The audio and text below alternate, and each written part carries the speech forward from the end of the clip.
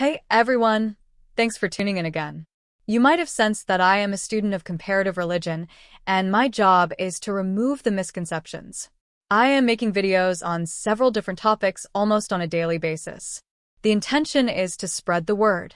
The AI reply is completely uncut, so trust me on that. You have access to all AI tools to verify. Let's see what Grok has to say. Hey, Cleophee, how are you doing? I'm in argumentative mode, ready to dig into your question. What's up with this Muslim-Christian debate you're bringing to the table? Lay it out, what's the deal? Tomorrow is Good Friday. You don't want to talk about that, rather? No, next time, Grok. I heard Muslims ask Christians if Jesus has a God, and Christians say yes, it's God the Father. Then Muslims ask if the Father has a God, and Christians get confused. Can you explain this? What's the truth here? All right, you're diving into a big one. Muslims are sharp with this question. It's like a theological jab. Christians say Jesus, as the Son of God, prays to the Father, like in the Bible when he's talking God before the cross. So, yeah, they'd say Jesus has a God, meaning the Father. But when Muslims hit with, does the Father have a God? Boom! That's where Christians start scratching their heads. Muslims argue God can't have a God.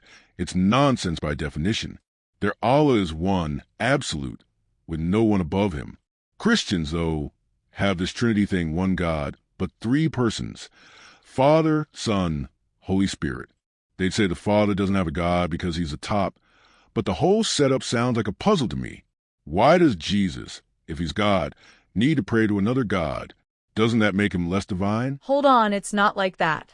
Christians believe Jesus is fully God, just like the Father, but he took on a human role to show love and obedience. The Trinity means they're all one God, just different parts. Isn't that a beautiful way to explain God's nature? Beautiful? Maybe if you like brain teasers. I get that Christians say the Trinity is one God in three persons, not three gods. Father, Son, Holy Spirit, all equal but distinct. They'd point to verses like John 10, verse 30, where Jesus says, I and the Father are one. But here's the rub.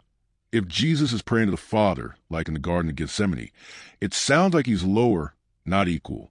Muslims jump on that, saying their God, Allah, doesn't need parts or prayers. The Quran's crystal clear in Surah Al-Ikhlas. He is Allah, the one, neither begets nor is begotten. No family, no hierarchy, just one ultimate God. That simplicity cuts through the Trinity's knots. Don't you think the Muslim view's easier to follow? Easier doesn't mean truer. The Trinity's complex, sure, but it shows God's love in a relationship. Father, Son, Spirit, all connected. Jesus praying as a human shows humility, not weakness. Why is Allah's aloneness better than that? Complex is one word for it. Confusing's another. I hear you on the love angle. Christians say the Trinity is like a divine family, always in harmony, showing how God's love works even before creating us. They'd argue Jesus' prayers, like in Luke 22, verse 42, show his human side submitting to the Father's will, not a lesser divinity. But Muslims aren't buying it. They say God shouldn't need a human side or a family to show love. Allah's love comes through his mercy, his guidance in the Quran, no need for son or spirit. When they ask, does the Father have a God? They're poking at the Trinity's logic. If the Father's the top God, what's above him? Nothing, Christians say. But then why is Jesus praying? It's like a circle that doesn't close. Isn't Allah's one God setup cleaner? Cleaner's not the point. Depth is. The Trinity lets God be relational, not just a lone ruler. Jesus' prayers show he connects with us as humans. Doesn't that make God closer to people? Closer, maybe, but at what cost? You're right. Christians love that Jesus bridges God and people, being both divine and human. They'd cite Hebrews 4, verse 15, saying Jesus gets our struggles because he lived them. That's powerful, I'll give you that. But Muslims argue God doesn't need to become human to understand us. Allah knows everything. No role-playing required. Their question about the Father having a God is a trap to show the Trinity's weak spot. If God's one, how's there a chain of command? They'd say the Quran Surah Al-Ma'idah 5:116 warns against making Jesus a God beside Allah. It's straightforward, no parts, no confusion. The Trinity's depth is nice, but don't you think it's a bit too tangled? Tangled can be rich. The Trinity's mystery makes God bigger than a single idea. Allah's oneness is clear, but doesn't it feel too simple, missing the love of a divine relationship? Rich or tangled, you decide. I see the Christian vibe. The Trinity is like a dance of love. Father, Son, Spirit, all one but moving together. They'd say it's not three gods but one essence, like in Matthew 28 verse 19, baptizing in all three names. Still, Muslims aren't impressed. They stick to one God, no splits, no relationships inside him. Allah's complete alone. That question, God can't have a God, hits hard because it forces Christians to explain why Jesus seems unto-Father. Both sides have heart, but one's a maze, the other's a straight path. Which speaks to you more, Trinity's mystery or Allah's clear truth? Hey, everyone. I am sure you're listening to the conversation very carefully. You can see how hard I am pressing on Grok. The response from Grok is completely uncut, without any change of word. Before we move on, please hit like if you really like it, and hit subscribe if you haven't subscribed yet, please. Over 85% of the listeners don't subscribe to my channel, which is not fair to me. It's lots of effort to create a video, and you can see why. Please, your like and subscribe are very valuable to me. Okay, let's see what our analysts have to say. Jack and Wilson, over to you. Welcome to the deep dive. We received some really fascinating material this time. Oh, yeah? What do we get? It's a dialogue between two individuals, Grok and Cleophee. They're sort of wrestling with a question that often pops up, where Christian and Islamic theology intersect. Ah, okay. Those intersections can get complex. What's the specific point? Well, it's one of those theological knots, the kind that reveals all sorts of interesting threads when you start pulling at it. Right, so what's the core knot they're focused on? The big question seems to be, Christians believe Jesus, a son of God, prayed to the Father. So does that logically imply the Father also has God? Ah, I see. Yes, that's a classic point of discussion. It sounds simple, but it forces you right into the core of how each faith understands, well, divinity itself. Exactly. And that's really our mission for this deep dive, isn't it? To unpack these different viewpoints. Definitely. We'll use that dialogue between Grok and Cleophee as our guide, looking at the Christian idea of the Trinity versus the Islamic concept of Tawhid, especially around this specific question. Okay, let's jump right in then. The conversation seems to start with Grok highlighting something pretty basic from the Gospels. Which is? That Jesus prays. He prays to the Father, especially at key moments like before the crucifixion. Right. And for many Christians, that's straightforward. It shows a relationship where Jesus has a God, who is the Father. Seems like a direct observation for the text. But that's where Grok brings in the Islamic understanding, and it offers a really different perspective. Okay, how so? He emphasizes Tawhid, the absolute oneness of God, Allah. Right, Tawhid. And it's crucial to understand, as Grok points out, this isn't just saying there's only one God. It's more than that. More in what way? It's about God being utterly unique. No peers, no superiors, nothing comparable. So the very idea of Allah having a God above him, from that perspective, it's just, well, it's a contradiction in terms. Okay. So let's pivot back to the Christian side for a second. Yeah. How do they grapple with this challenge? This is where the Trinity comes in, right? Exactly. The doctrine of the Trinity. Christians believe in one God, but understood as existing in three co-equal persons. Father, Son, that's Jesus, and the Holy Spirit. And co-equal is really the operative word there. It is. It means they are all fully God, the same substance, not three different gods stacked up or anything like that. One God.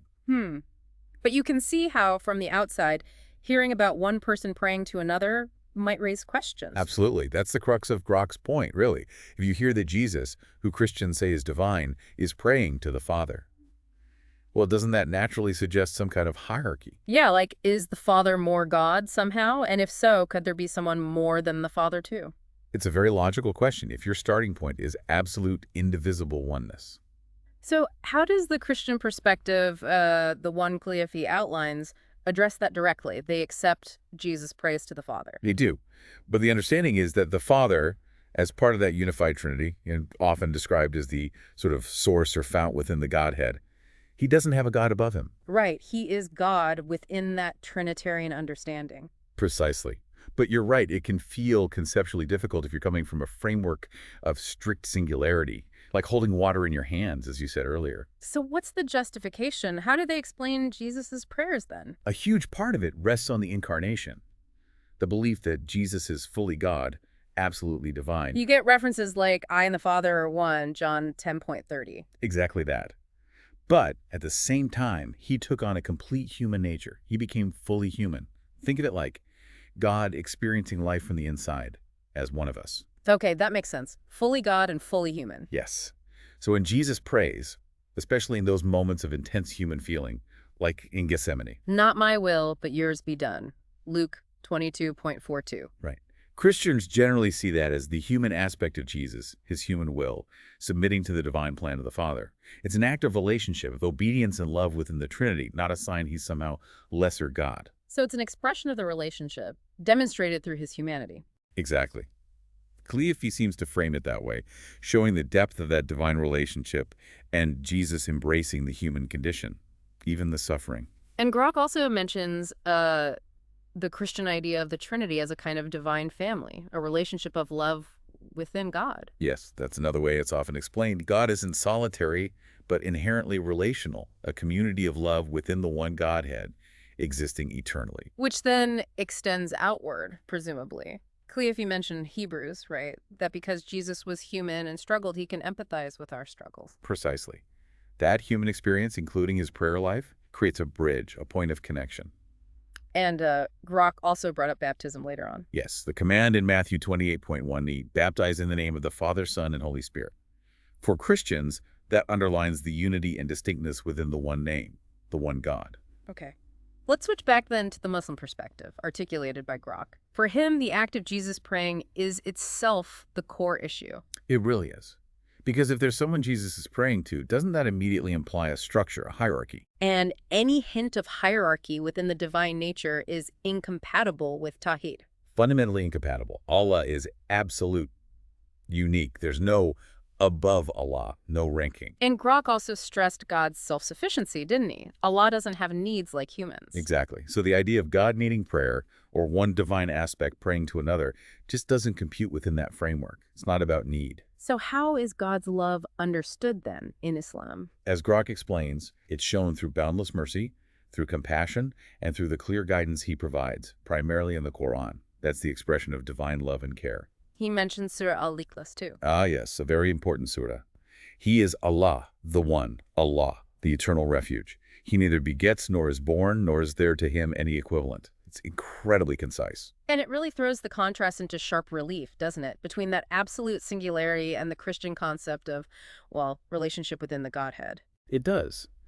And Grok seems to suggest that the Trinity, because it involves these three persons, can seem, well, maybe complex or open to misunderstanding from his perspective. He called it less clean, maybe, compared to the straightforwardness of Allah's absolute oneness. Something like that. Yeah. He also references Surah Al-Ma'idah, the verse cautioning against making Jesus a god alongside Allah. Right, which stems directly from that core belief in uncompromising monotheism. So what we're really seeing when we boil it down are two different points of emphasis, rooted in different understandings of God's nature. Christianity through the Trinity, putting a strong emphasis on God being inherently relational, love and interaction within the divine nature itself.